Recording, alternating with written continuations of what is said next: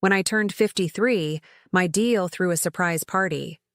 When I arrived, she and my husband handed me the divorce papers and he said, "You're not entitled to anything. We're getting married." I smiled and said, "Enjoy. The next day, I'm glad to have you here." Follow my story until the end and comment the city you're watching from so I can see how far my story has reached. I should have known something was wrong the moment I walked into my own house and saw the balloons. Pink and gold streamers hung from the chandelier I'd picked out 25 years ago, and the dining room table was set with my best china, the set my mother had given me for my wedding. But it wasn't the decorations that made my stomach clench. It was the way everyone stopped talking when I entered. "Surprise?" Zuri called out, her arms spread wide like she was presenting a prize. My daughter-in-law looked radiant in a cream-colored dress that probably cost more than most people's rent. Her dark hair was perfectly styled, her makeup flawless. She'd always been beautiful, but there was something different about her tonight. Something that made my skin crawl. I forced a smile and set my purse down on the entry table. "You didn't have to do all this." "Of course I did," she said, gliding over to kiss my cheek. Her perfume was suffocating, heavy and sweet like overripe fruit. It's not every day my mother-in-law turns 53. The gathering was small. My sister Janet sat on the couch, avoiding eye contact. My neighbor Mrs. Henderson from next door clutched her wine glass like a lifeline. A few of Zuri's friends clustered near the kitchen, whispering among themselves. And there was Abram, my husband of 25 years, standing by the fireplace with his hands shoved deep in his pockets. He wouldn't look at me either. "Where's Michael?" I asked, scanning the room for my son. "Business trip," Zuri said smoothly. "He sends his love, of course, but don't worry. We have everything handled here." Something cold settled in my chest. In 28 years, Michael had never missed my birthday. Not once. He'd driven through snowstorms, canceled meetings, even cut short his honeymoon one year to make sure he was here. The idea that he'd suddenly prioritize work over family felt wrong. "Come sit down, Clarice," Abram said finally, his voice hoarse. "We have something for you." I moved toward the armchair. My chair, the one I'd sat in every evening for the past decade. But Zuri intercepted me. "Actually, let's sit at the table," she said, her hand firm on my elbow. "I made your favorite cake." She guided me to the head of the table, the chair usually reserved for special occasions. The cake sat in front of me, chocolate with vanilla frosting, the same one I'd been making for family birthdays since Michael was little, but this one looked professional, store-bought, perfect, too perfect. Abram cleared his throat and stood behind Zuri's chair, his hands resting on her shoulders. The gesture felt intimate in a way that made my stomach turn. When had he started touching her like that? "Clarice," he began, then stopped. His Adam's apple bobbed as he swallowed hard. "There's no easy way to say this."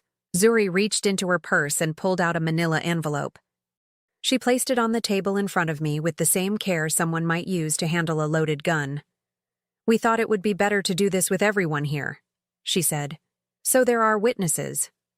My hands trembled as I picked up the envelope. The paper was crisp, official. Inside were documents, legal documents with my name at the top. The words blurred together at first, but then certain phrases jumped out at me.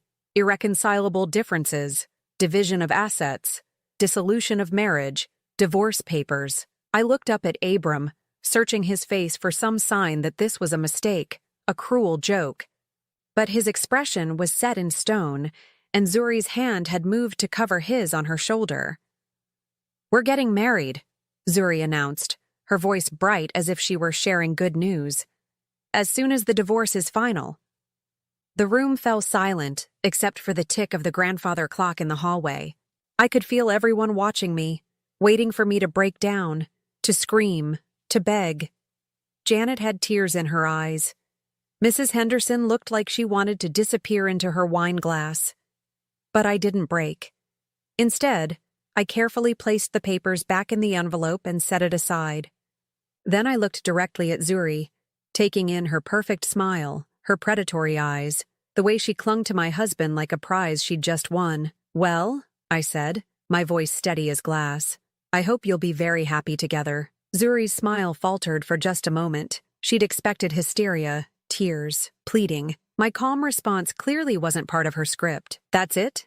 she pressed. "That's all you have to say?" I stood up slowly, smoothing down my skirt. "What else would you like me to say, dear?" The endearment hit its mark.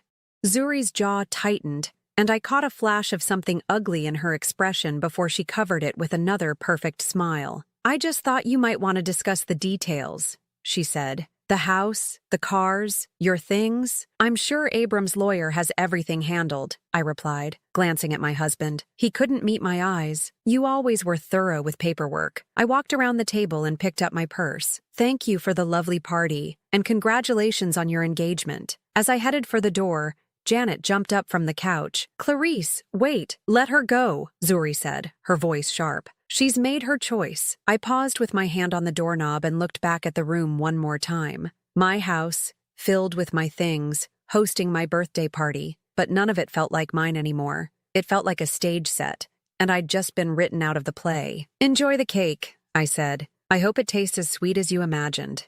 Then I walked out of my own home and didn't look back. The night air was cool against my flushed cheeks as I stood on the front porch, fishing for my car keys. Behind me, I could hear muffled voices through the door. Urgent whispers. Someone crying. Probably Janet. As I reached my car, I realized something that should have terrified me but instead filled me with an odd sense of peace. I had absolutely nothing left to lose. I spent the night in a hotel room that smelled like industrial cleaning products and disappointment. The Hampton Inn on Route 9 wasn't exactly where I'd imagined spending the night after my 53rd birthday, but it would do.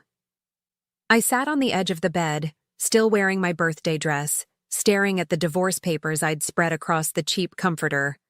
The legal language was dense, but the message was clear. Abram wanted me gone with as little fuss as possible. According to the documents, I would receive a modest monthly allowance and could keep my car, the house, the investments, the antique furniture that had belonged to my grandmother. All of it would stay with him, with them. I should have been devastated.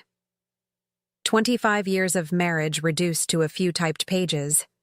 Instead, I felt strangely detached, like I was reading about someone else's life. My phone buzzed. A text from Janet. "Are you okay? Where are you staying? Call me." I turned the phone face down. I wasn't ready to talk to anyone yet. I needed time to think, to process what had just happened. More importantly, I needed to understand how I'd missed the signs. Because there had to have been signs. The next morning, I drove back to the house to collect some clothes. Abram's car was gone, probably at the office maintaining the facade of normalcy. But Zuri's silver Mercedes sat in the driveway like it belonged there. I used my key to enter through the front door, calling out to announce myself. "Hello? I'm just here to get some things." Zuri appeared at the top of the stairs wearing one of my silk robes. The sight of her in my clothes, in my house, looking so perfectly at home, made my chest tighten. "Clarice," she said, floating down the stairs like she was making an entrance. "I wasn't expecting you so early." "I won't be long," I replied, heading toward the master bedroom. "Actually," she said, stepping in front of me, "Abram thought it might be better if you made a list of what you need. We can have everything packed and sent to wherever you're staying." The dismissal was subtle but clear. I was no longer welcome in my own home. "Of course," I said. How thoughtful of him. I turned toward the guest room instead, where I kept some old photo albums and personal items. As I climbed the stairs, I noticed changes already taking place. Zuri's expensive handbag sat on the hallway table. Her shoes were lined up neatly by the bedroom door. She was erasing me from this house one small detail at a time. In the guest room closet, I pulled down a box of old files. Tax returns, insurance papers, medical records. Things I'd organized and maintained for years while Abram focused on his career. As I rifled through the documents, looking for my birth certificate and social security card, my fingers brushed against something unexpected. A manila folder, tucked behind the insurance papers. I pulled it out and opened it. Inside were photographs. Professional-looking surveillance photos of Zuri. But she looked different. Her hair was shorter, darker. She was entering and leaving buildings I didn't recognize, getting into cars with men I'd never seen before. At the bottom of the folder was a business card. Davidson Investigations. Discretion guaranteed. My hands shook as I flipped through the photos. In one, Zuri was kissing a man who wasn't Abram or Michael. In another, she was accepting what looked like an envelope of cash from a woman in an expensive suit. Find what you were looking for? I spun around. Zuri stood in the doorway, her expression unreadable. I was just getting my documents, I said, closing the folder casually. Of course. She stepped into the room, her eyes fixed on the box. You know, Clarice, I want you to know that none of this was personal. Abram and I. What we have is real. It just happened. I studied her face, looking for cracks in the perfect facade. How long? How long what? How long have you been sleeping with my husband? Her composure slipped for just a moment. I don't think that's 2 years? 3? Since before you married Michael? Clarice, she said, her voice taking on a warning tone. I don't think it's healthy for you to dwell on the details. What's done is done. I tucked the folder under my arm along with my other documents. You're right. What's done is done. As I headed for the door, Zuri caught my arm. Her grip was firm, almost painful. That folder, she said quietly. It doesn't mean what you think it means. I looked down at her manicured fingers digging into my skin, then back up at her face. For the first time since I'd known her, I saw fear in her eyes. I don't think anything, I said, gently removing her hand. I'm just a discarded wife, remember? What could I possibly know about anything? I left her standing in the guest room and walked calmly to my car. It wasn't until I was safely on the highway that I allowed myself to look at the business card again. Davidson Investigations. Someone had been watching Zuri.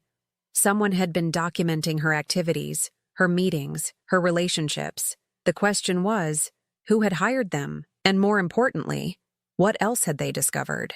I pulled into a McDonald's parking lot and dialed the number on the card. A gruff voice answered on the second ring. Davidson. Mr. Davidson, this is Clarice Morton. I believe you may have worked for my husband, Abram Morton? A long pause. Mrs. Morton, I was wondering when you might call. Can we meet? I think that would be a very good idea, he said. There are things you need to know about your daughter-in-law, things your husband chose to ignore. As I hung up the phone, I felt something I hadn't experienced in years, anticipation. For the first time since walking into my own surprise birthday party, I felt like I might have some control over what happened next. Zuri had made one crucial mistake. She'd underestimated me. Davidson's office was in a strip mall between a dry cleaner and a tax preparation service. The kind of place you'd drive past 100 times without noticing. Inside, it smelled like coffee and cigarettes, despite the no smoking sign on the door. The man himself was exactly what I'd expected. Rumpled suit, tired eyes, and the air of someone who'd seen too much of humanity's ugly side. Your husband hired me 8 months ago, he said, sliding a thick folder across his desk. He suspected something was off about his daughter-in-law, but couldn't put his finger on what. I opened the folder with trembling hands. The first document was a background check on Zuri Patterson, except that wasn't her real name. Her real name is Zara Petrosky, Davidson continued. She's 31, not 28 like she told your family. Originally from Chicago, moved to Florida in 2018 after some legal troubles. What kind of legal troubles? Credit card fraud, identity theft. Nothing that stuck, but the pattern was there. She has a talent for finding vulnerable men and inserting herself into their lives. I flipped through more photos. Zuri, Zara, with different men in different cities. Always the same script. The grieving widower, the lonely businessman, the recently divorced father. In each photo, she looked slightly different. Hair color, style, even her posture seemed to change depending on what her target preferred. She was married before, Davidson said. 3 times, actually. Each marriage lasted just long enough for her to gain access to joint accounts and assets. Then she'd disappear, leaving behind debt and heartbreak. My throat felt dry. What about Michael? My son? Davidson's expression softened slightly. Your son was collateral damage. She needed legitimacy, a way into your family. Marriage gave her that. The fact that he genuinely loves her.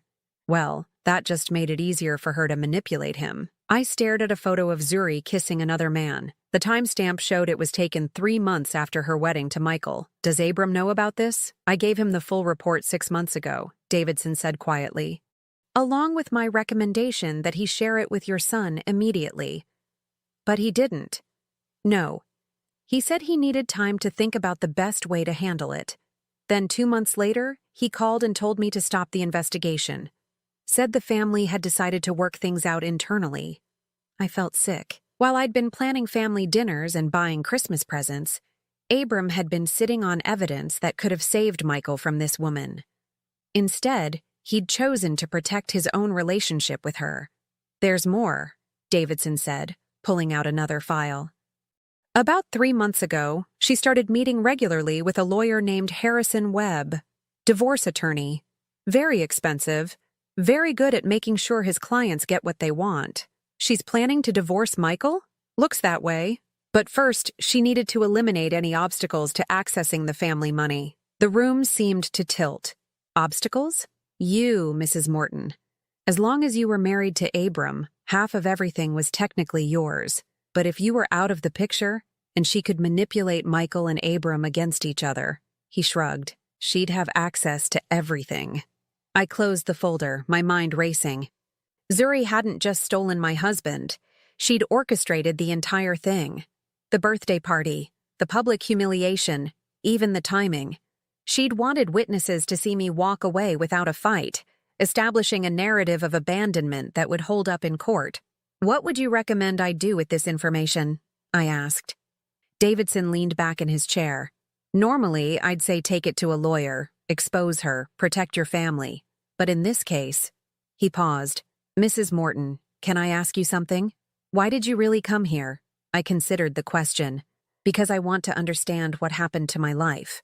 And now that you do? I thought about Abram's face when he'd handed me those divorce papers. The satisfaction in Zuri's eyes. The way everyone had watched me, waiting for me to fall apart. Now I want to make sure she doesn't get away with it. Davidson smiled for the first time since I'd arrived. In that case, I might have some suggestions. He pulled out a yellow legal pad and started writing. First, you need to protect yourself financially. Do you have any accounts she doesn't know about? I shook my head. Abram handled all the finances. Then we start there. Today. Before she realizes you're not going to roll over and play the victim. He tore off the sheet and handed it to me. These are the banks and account numbers for every joint account you share with your husband. Close them. Transfer everything into accounts in your name only. Is that legal? Perfectly. You're still married, which means you have every right to those funds. The key is doing it before she talks Abram into freezing you out. I stared at the list. 25 years of shared finances, joint decisions, trust. It felt like crossing a line I could never uncross. There's something else, Davidson continued. She's been making deposits into a private account. Large deposits, always in cash. I think she's been skimming money from somewhere, but I haven't been able to track the source. How much money? Over the past 6 months? Close to $200,000. I felt the blood drain from my face. Where would she get that kind of cash? That's what we need to find out. Because whatever she's doing, it's not legal. And if we can prove it. He left the sentence hanging. I understood. If Zuri was involved in something illegal, it wouldn't matter how perfectly she'd played the devoted wife and daughter-in-law. Criminal activity would destroy her credibility and potentially void any claims she might have on the family assets. What do you need from me? Time, access, and the ability to act natural while I gather more evidence. He leaned forward. This won't be easy, Mrs. Morton. She's going to try to discredit you, isolate you, make everyone believe you're bitter and unstable. Can you handle that? I thought about the woman I'd been yesterday. Dutiful, accommodating, always putting everyone else's needs before my own. She was gone, dissolved the moment I'd walked out of my own birthday party. Mr. Davidson, I said, standing up and extending my hand. I've been underestimated my entire marriage. It's time I use that to my advantage. As I drove away from Davidson's office, I felt something I hadn't experienced in decades. Purpose. For years, I'd been a supporting character in other people's stories. Abram's devoted wife, Michael's concerned mother, Zuri's convenient victim. But not anymore. I stopped at the first bank on Davidson's list and walked up to the teller with a smile. "I'd like to make a withdrawal," I said. "All of it." The young woman behind the counter looked confused. "All of it? Every penny?" By the end of the day, I'd emptied 6 joint accounts, transferred the funds to a new bank across town, and opened a safety deposit box for the copies of Davidson's files. Zuri wanted to play games? Fine, but she'd picked the wrong opponent. As I pulled into the hotel parking lot that evening, my phone rang. Abram's name appeared on the screen. I let it go to voicemail, then listened to his message. "Clarice, what the hell do you think you're doing? The bank called. We need to talk. This is childish and vindictive. Even for you." I deleted the message without responding. Let them wonder. Let them worry. The game had only just begun. 3 days passed before Zuri made her move. I was having breakfast at the hotel restaurant when she appeared, sliding into the booth across from me like we were old friends meeting for coffee. She looked perfect, as always. Designer clothes, flawless makeup, not a hair out of place, but there was something different about her eyes. A hardness that she'd never bothered to hide from me before. "Hello, Clarice," she said, signaling the waitress for coffee. "You've been difficult to reach." "Have I?" I continued eating my scrambled eggs, not looking up. I hadn't noticed. "We need to talk." "About what?" She waited until the waitress poured her coffee and walked away before leaning forward. "About the little stunt you pulled at the bank." I finally looked at her, feigning confusion. "I'm sorry? Don't play dumb. You emptied the accounts. All of them." "Oh, that." I took a sip of orange juice. "Well, they were joint accounts. I assumed I had every right to access my own money." Her jaw tightened. "That money doesn't belong to you anymore. The divorce papers clearly state—" "The divorce papers aren't finalized," I interrupted. "Until they are, I'm still Mrs. Abram Morton. Those were still my accounts." For a moment, her mask slipped completely. I saw rage flash across her features, quickly replaced by the practiced smile I'd grown to hate. "Clarice," she said, her voice taking on a sickeningly sweet tone. "I understand you're hurt. What happened at your birthday party wasn't ideal, but sometimes these things can't be helped. Abram and I, what we have is real. It's not something either of us planned." "Of course not. But this vindictive behavior isn't helping anyone. You're only making things harder for Michael, for the whole family." I set down my fork and really looked at her. "Are you threatening me?" "Of course not." She laughed, but it sounded forced. "I'm trying to help you. See, the thing is, I know you're angry. I know you want to hurt us, but you should be careful about how you go about it." "Should I?" She pulled her phone from her purse and placed it on the table. On the screen was a photograph. Me, leaving Davidson's office. "Private investigators can be useful," she said casually, "but they can also be dangerous, especially when they start poking around in places they don't belong." My blood went cold, but I kept my expression neutral. "I'm not sure what you're implying." "I'm not implying anything. I'm telling you directly." She leaned closer, her voice dropping to a whisper. "Stay out of my business, Clarice. Take your little nest egg and disappear quietly. Find yourself a nice condo in Florida, play bridge with other discarded wives, and leave my family alone." "Your family?"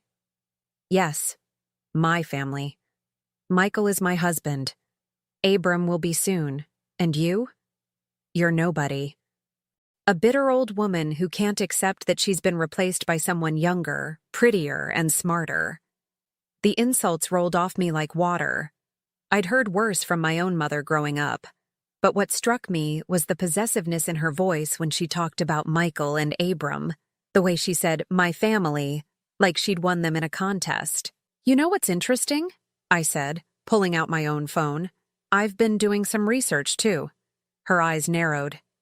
"Have you?" I scrolled through my photos until I found the one I wanted, a screenshot of a newspaper article from Chicago. The headline read, "Local woman charged with elder abuse in elaborate insurance scam." Zuri's face went white. "Zara Petrosky," I read aloud, age 28 at the time, accused of befriending elderly widowers, gaining access to their finances, and systematically draining their accounts before disappearing. Charges were eventually dropped due to lack of evidence, but the pattern was clear. "That's not me," she said, but her voice lacked conviction. "No, because you look remarkably similar. Same bone structure, same smile.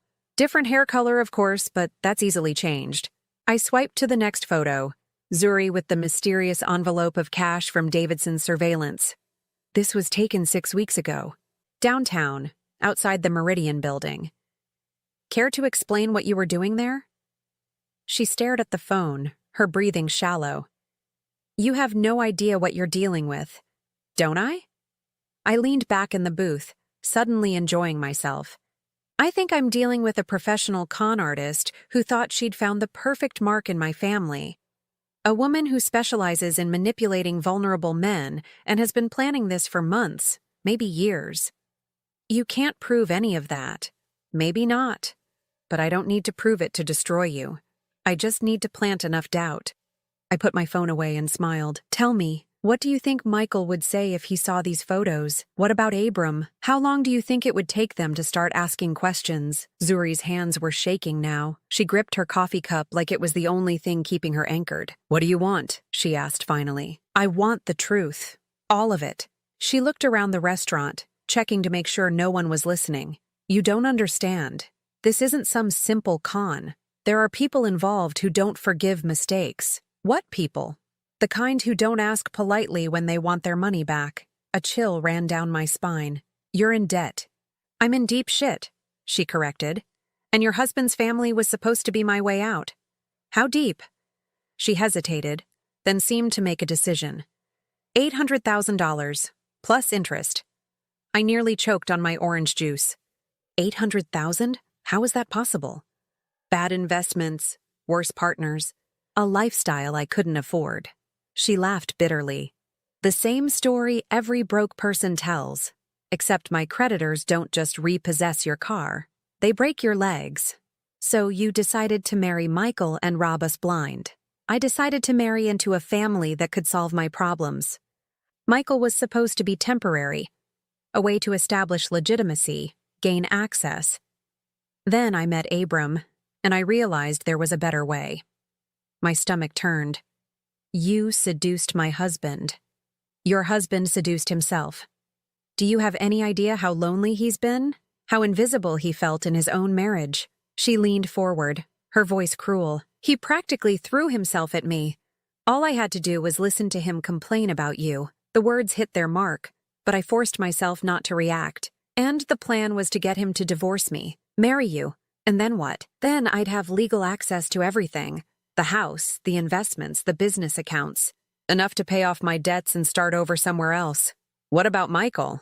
She shrugged. Collateral damage. He'll get over it. Young men always do. I stared at her. This woman who had destroyed my family for money, who had manipulated my son, seduced my husband, and humiliated me in front of everyone I cared about, all for a debt she'd created through her own greed. Here's what's going to happen, I said quietly. You're going to leave, today. Divorce Michael, break things off with Abram, and disappear from our lives. Or what? Or I'll make sure your creditors know exactly where to find you. And I'll make sure they know you've been spending their money on designer clothes and luxury cars instead of paying them back. Her face went ashen. You wouldn't. Try me. We stared at each other across the table, two women who had underestimated each other from the beginning. Finally, Zuri broke eye contact. I need time, she said. You have 24 hours. That's not enough. I need to figure out how to extract myself without 24 hours, I repeated, or I start making phone calls. She stood up abruptly, her chair scraping against the floor. You have no idea what you've just done. I think I do. She walked away without another word, leaving her untouched coffee growing cold on the table. I watched her go, noting the way her perfect posture had crumbled, the slight tremor in her step. For the first time since this nightmare began, I felt like I had the upper hand. But as I sat there alone in the hotel restaurant, a nagging worry tugged at the back of my mind. Zuri was desperate, and desperate people did dangerous things. I'd cornered her, but cornered animals had a tendency to bite. I pulled out my phone and called Davidson. It's Clarice Morton, I said when he answered. We need to move faster than we planned. Zuri didn't wait 24 hours to make her next move. At 3 a.m, my hotel room phone rang, jolting me from a restless sleep. Mom. Michael's voice was strained, panicked. Something's happened to Zuri. She's in the hospital. I sat up, instantly alert. What happened? I don't know. She called me crying. Said someone attacked her in the hotel parking lot. She's at St. Mary's. Mom, I know things have been complicated between you two, but she's asking for you. Every instinct I had screamed that this was another manipulation, but I couldn't ignore the genuine fear in my son's voice. I'll be right there. The emergency room was chaos. Fluorescent lights, the smell of antiseptic, and the constant beeping of machines. I found Michael pacing in the waiting area, his hair disheveled, still wearing the clothes he'd obviously thrown on in a hurry. How is she? I asked. They're running tests. She has a concussion, some bruises. He ran his hands through his hair. Mom, she's terrified. She keeps saying someone's going to come back for her. Before I could respond, a doctor approached us. Family of Zuri Morton? Yes, Michael said immediately. I noticed he didn't correct the name. She's stable, but she's asking to speak with someone named Clarice. Says it's urgent. Michael looked at me pleadingly. Against my better judgment, I followed the doctor down the hallway to a small room where Zuri lay propped up in bed, a bandage wrapped around her head. She looked genuinely fragile for the first time since I'd known her. Clarice, she whispered when she saw me. Thank God you came. I approached the bed cautiously. Michael said you were attacked. She glanced toward the door, then grabbed my wrist with surprising strength. We need to talk, alone. I looked back at Michael, who was hovering in the doorway. Give us a minute, sweetheart. He hesitated, then nodded and stepped outside, closing the door behind him. The moment we were alone, Zuri's frightened victim act evaporated. She sat up straighter, her grip on my wrist tightening. You clever bitch, she hissed. You really thought you had me cornered, didn't you? I tried to pull away, but her nails dug into my skin. What are you talking about? The phone calls you made, to my creditors. Did you really think I wouldn't find out? My blood ran cold. I hadn't made any calls yet, but clearly someone had. Zuri, I don't know. Cut the act. Your private investigator friend has been busy. 3 different people contacted my associates yesterday, asking questions about my whereabouts, my assets, my family connections. Davidson is trying to collect a bounty, she snapped. Apparently, there's a reward for information leading to my location. Your little investigation just made me worth more to them than I am to you. The room seemed to spin. What are you saying? I'm saying your plan backfired spectacularly. Instead of scaring me away, you've painted a target on my back, and now that target extends to anyone connected to me. She released my wrist and lay back against the pillows, but her eyes never left my face. That includes Michael. That includes Abram. That includes you. You're lying. Am I? She smiled, but there was no warmth in it. Check your phone. With shaking hands, I pulled out my phone. 3 missed calls from numbers I didn't recognize. 2 voicemails. I played the first one. Mrs. Morton, this is Detective Sarah Chen with the Chicago PD. We need to speak with you regarding Zara Petrosky and your family's connection to her. Please call me back immediately. The second message was even more chilling. You have something that belongs to us. Return it, or we'll take it from your family instead. You have 48 hours. I dropped the phone like it was on fire. What did you take from them? Does it matter? The point is, they think your family has it now. Zuri's voice was almost conversational. Guilt by association is a beautiful thing, isn't it? Fix this, I said, my voice barely above a whisper. Whatever you've done, undo it. Get my family out of this. I can't. Even if I wanted to, which I don't, it's too late. You opened this door when you started digging into my past. I felt like I was drowning. In trying to protect my family from Zuri, I'd exposed them to something far worse. What do you want? I want what I've always wanted. Access to your family's money. Enough to disappear permanently and start over somewhere these people will never find me. How much? $2 million.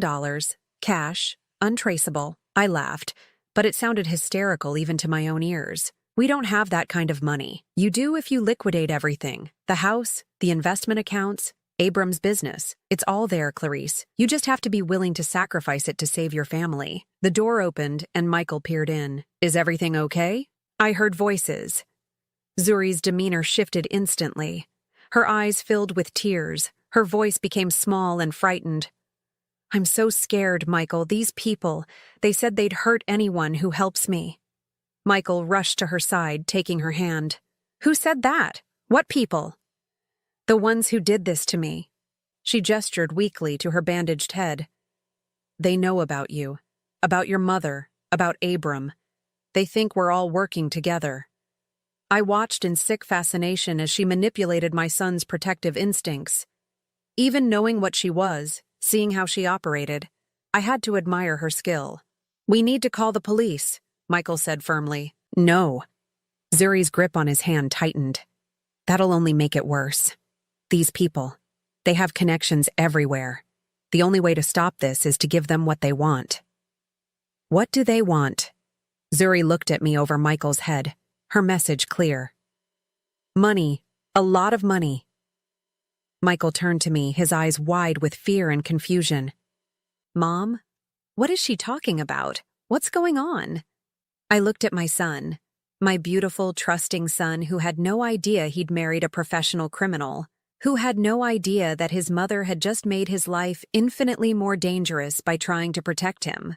It's complicated, sweetheart, I said finally. Then uncomplicate it. His voice cracked with stress. My wife is in the hospital. She's terrified, and apparently our whole family is in some kind of danger. I need to know what's happening. Zuri squeezed his hand. Your mother hired someone to investigate me. She thought she was being protective, but she accidentally alerted some very dangerous people to my location. It was a masterful blend of truth and lies, designed to make me the villain while positioning herself as the victim. I could see Michael processing the information, his expression shifting from confusion to anger. You had her investigated? He asked, his voice incredulous. Michael, you hired a private investigator to spy on my wife? I was trying to protect you. From what? From being happy? From having a life that doesn't revolve around you? The words hit me like physical blows. This was exactly what Zuri had planned.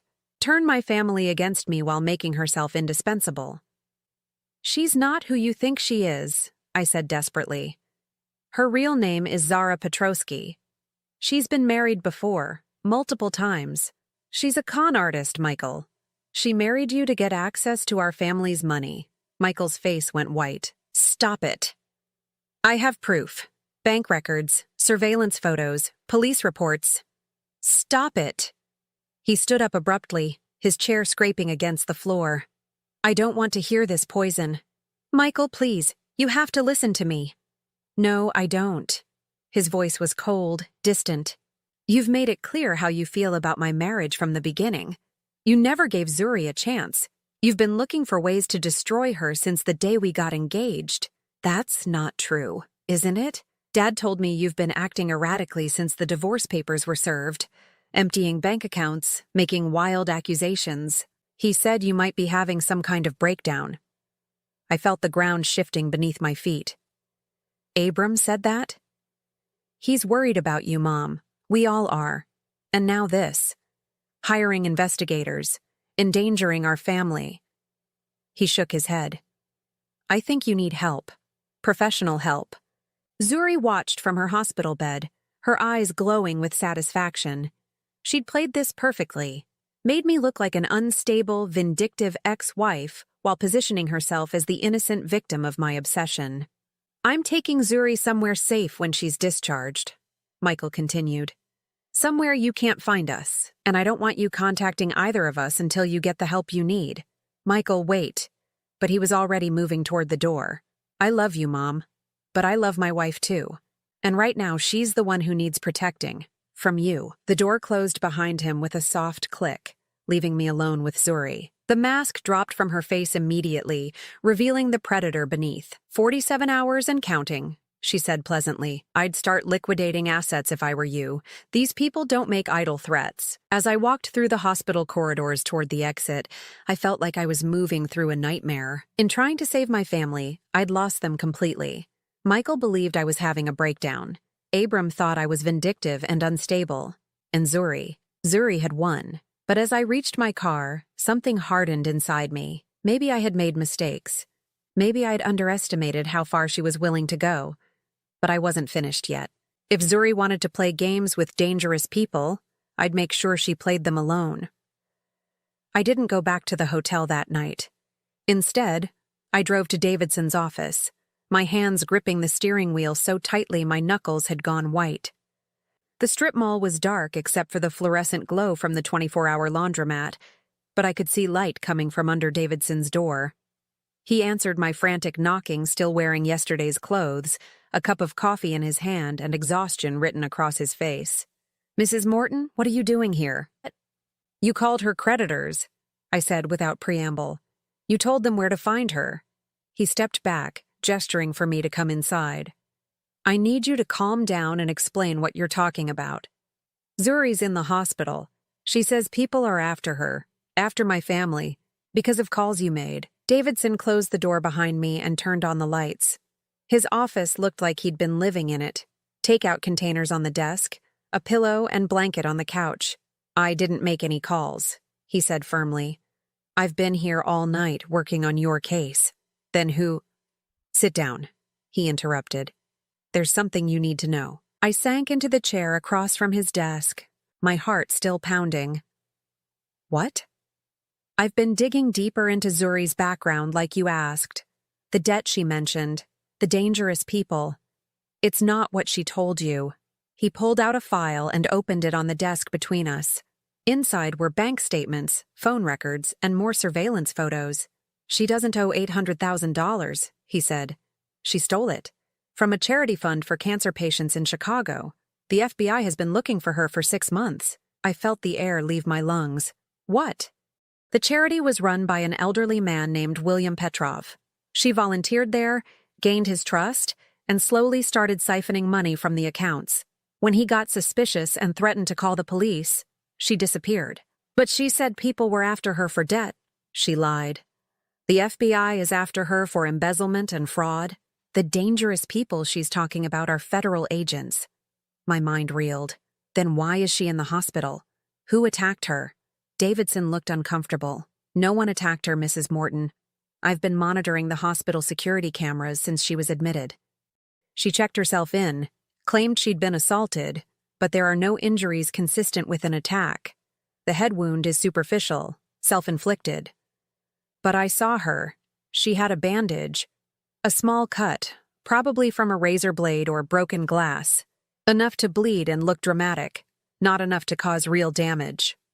The room spun around me. It was all an act. The fear, the tears, turning Michael against me. She needed to buy time and create chaos. If your family is fighting among themselves, you're less likely to present a united front against her. I buried my face in my hands. "I've lost them, Davidson. Michael thinks I'm having a breakdown. Abram thinks I'm vindictive. She's won." "Has she?" He leaned forward. "Mrs. Morton, what exactly did she ask you to do? Give her $2 million so she could disappear. And did you agree?" No. I came here instead." Davidson smiled grimly. "Then she hasn't won. She's desperate, which means she's making mistakes." He pulled out his phone and dialed a number. "Agent Sullivan? It's Davidson. I have information about the Petrov case." I listened as he gave someone on the other end of the line the details of Zuri's location, her aliases, and her current scheme. When he hung up, he looked at me seriously. "Federal agents will be at the hospital within the hour, but there's something you need to decide first." "What? Do you want to save your family's relationship with you, or do you want justice?" I stared at him. "What do you mean? If the FBI arrests her tonight, your family will know you were right about everything. But they'll also know you're responsible for her arrest. Michael might never forgive you for destroying his life, even if that life was built on lies." The weight of the choice settled on my shoulders. I could be vindicated, proven right about everything, but at the cost of my relationship with my son. Or I could let Zuri destroy herself without my direct involvement. "What would you recommend?" "Let me handle it. You go home, get some sleep. When the news breaks tomorrow, act as surprised as everyone else." "Home?" I laughed bitterly. "I don't have a home anymore." "Actually, you do." He reached into his desk drawer and pulled out a set of keys. "Your husband never changed the locks. Technically, you still have legal right to the house until the divorce is finalized." I stared at the keys, Duplicates he must have made during his investigation. He'll be furious. He'll be distracted. By morning, he'll have bigger problems than where you're sleeping. An hour later, I stood in the driveway of the house I'd called home for 25 years. Abram's car was there, but no sign of Zuri's Mercedes. I used my key to enter through the front door, half expecting an alarm to sound, or for Abram to come rushing downstairs. But the house was silent. I walked through the rooms slowly, seeing them with new eyes. The living room where I'd hosted book club meetings, the kitchen where I'd made countless family dinners, the dining room where I'd celebrated birthdays and holidays and anniversaries. It felt like visiting a museum of my old life. I climbed the stairs to the master bedroom where Abram lay sleeping. In the dim light from the hallway, he looked older than his 56 years. Gray hair, lines around his eyes, a slackness to his face that spoke of stress and guilt. I stood there for a long moment, studying the man I'd loved for most of my adult life. Tomorrow, he would learn that the woman he'd thrown away his marriage for was a criminal. He would understand that he'd been manipulated, used, played for a fool. Part of me wanted to wake him up, to be there when his world came crashing down, but that would make me as manipulative